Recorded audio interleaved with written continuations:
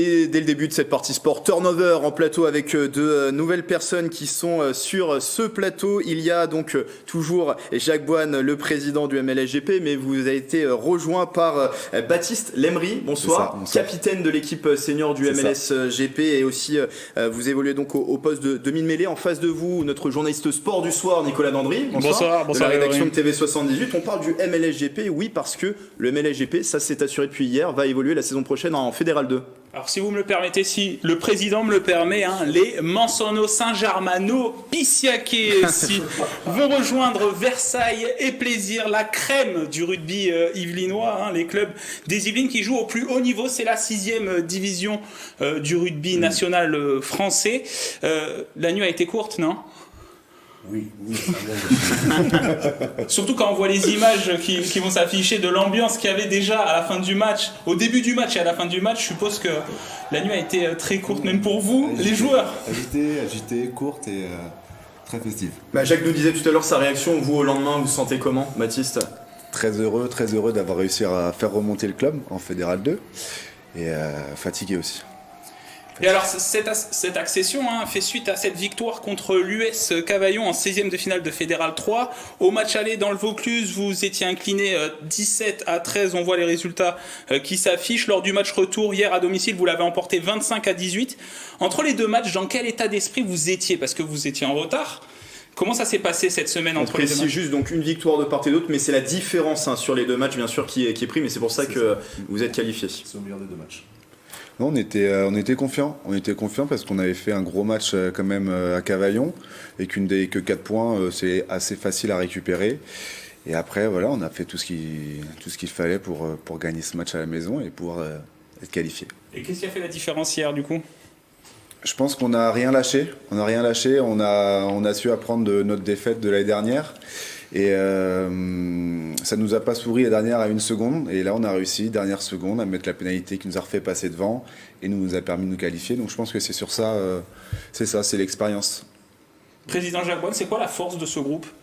La force de ce groupe, c'est que c'est une bande de copains, alors qui sont peut-être découverts un peu sur le tard, même tout au long de la saison, mais c'est une bande de copains en fait. Et contrairement à d'autres clubs ou ou d'autres niveaux, où on va dire que l'aspect financier prend de la place dans la vie de tous les jours, dans un club, là aujourd'hui, tout le monde est à peu près sur le même piédestal en fait. Enfin, il n'y a pas de star, il y a un groupe en fait.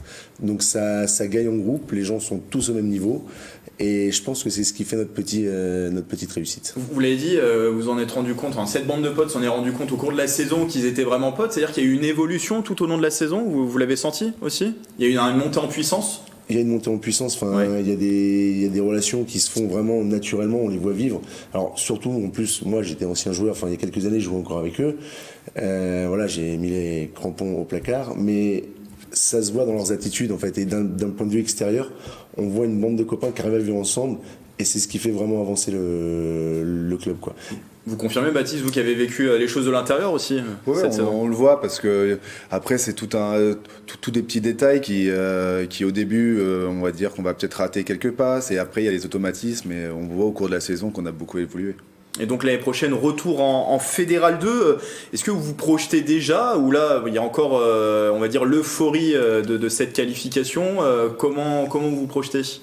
Alors non, il y a toujours l'euphorie de cette qualification, mais il faut déjà y penser, il faut déjà mettre en place tout ce qu'on a à mettre en place si on veut pas se prendre les pieds dans le tapis, parce qu'on va pas se mentir, l'objectif va être de se maintenir l'année prochaine dans cette Fédérale 2 et de pas faire l'ascenseur là-dessus, d'arriver à monter et descendre, ça serait bien pour personne. Donc l'objectif va être le maintien, voire un peu mieux si on peut se qualifier pour les phases finales, on verra ce qu'il y a à prendre. Mais donc non, ça commence tout de suite à prendre des contacts qui avaient déjà été lancés avant, avec des joueurs, avec de l'encadrement, pour renforcer un petit peu le club, mais dans des niveaux raisonnables. Ça c'est, Nicolas. On va dire, Grégory, que ça c'est la vision du président, parce que là il y a une qualification pour la Fédérale de l'année prochaine, mais il y a une qualification aussi en 8e de finale. Et là, c'est peut-être Baptiste qui aura cette vision plutôt à court terme. Ce week-end, vous allez jouer en terrain neutre. Oui. Ça va être différent des derniers matchs, puisque les derniers matchs étaient des phases aller-retour, un match à l'extérieur, un match à domicile. Là, vous allez jouer en terrain neutre et en plus, vous allez jouer les Périgourdins de Sarlat. C'est costaud dans le sud-ouest, non ? C'est costaud, mais on est très costaud aussi dans la région parisienne. Et là maintenant, c'est que du bonus. L'objectif, c'était de monter. Il n'y a plus de pression. Là maintenant, on joue et on va essayer d'aller au plus loin. Justement, vous allez préparer comment ce match de ce week-end ? Mais comme tous les autres matchs. Mais là, on sait, c'est match coup près. C'est un match. On gagne, on passe. Sinon, fini, on rentre à la maison. Donc voilà. C'est peut-être le meilleur état d'esprit. C'est ça, là on joue que pour du bonus et du plaisir. Et moi je n'oublie pas que hier, il y a mon numéro 6, mon 3e ligne, qui m'a promis d'aller toucher le bout de bois le 25 juin, le jour de mon anniversaire. Bon, c'est annoncé ici. C'est enregistré, là c'est même en direct, mais il y a le replay. J'espère on va garder que tu la phrase. vas tenir ta promesse, mon cher ami. Et du coup, comptez quand même sur le soutien des supporters, même si c'est sur terrain neutre. Comment vous allez vous organiser pour essayer d'avoir quand même un contingent avec vous On a déjà commencé aujourd'hui, on a réservé le bus pour les joueurs premièrement, et on a déjà mis un quart de supporters à disposition. Si on remplit bien facilement, qu'il y a encore de la demande, j'en mettrai un deuxième. Voilà. Après, on n'en mettra pas plus. Parce que, vous allez jouer où ? Vous savez le lieu ? Ça devrait être vers Châteauroux. On ne l'a pas encore officiellement, mais ça devrait être dans la région. C'est à mi-distance, donc ça devrait être Châteauroux. Donc on mettra un bus, voire 2 bus de supporters pour continuer à faire vivre un petit peu l'ambiance autour du club. Juste quand même pour continuer à se projeter quand même sur la saison prochaine. Quand on voit la saison de Versailles, qui, comme vous, l'année dernière, accédé en Fédéral 2 depuis la Fédéral 3, on voit qu'ils sont arrivés jusqu'en phase finale. C'est quand même prometteur peut-être pour vous.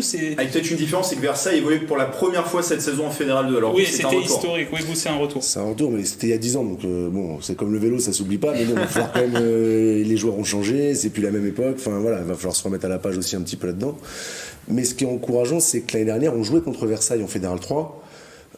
On a eu une victoire chacun et on a fini à très peu de points de la première place derrière Versailles. Alors je pense qu'ils étaient un petit peu supérieurs à nous, faut pas le mentir, mais on n'est pas si loin que ça. Donc pourquoi pas ne suivre le même chemin qu'eux et d'arriver à faire une belle première saison en Fédéral 2. Ils l'ont fait, on était à peu près au même niveau, on peut le refaire. On se souvient, grosse ambiance dans ces derbys yvelinois. Ça a été aussi le cas cette saison en Fédéral 2 entre Plaisir et Versailles. Rodrigue, vous qui suivez le sport yvelinois, même si vous êtes plutôt du côté du football, quel regard vous portez sur une telle prestation, une telle performance ?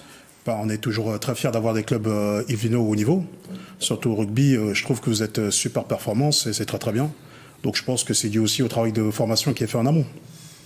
Oui, tout à fait. Sur un club comme ça, c'est ce qu'on disait tout à l'heure avant l'émission, il y a 550 licenciés.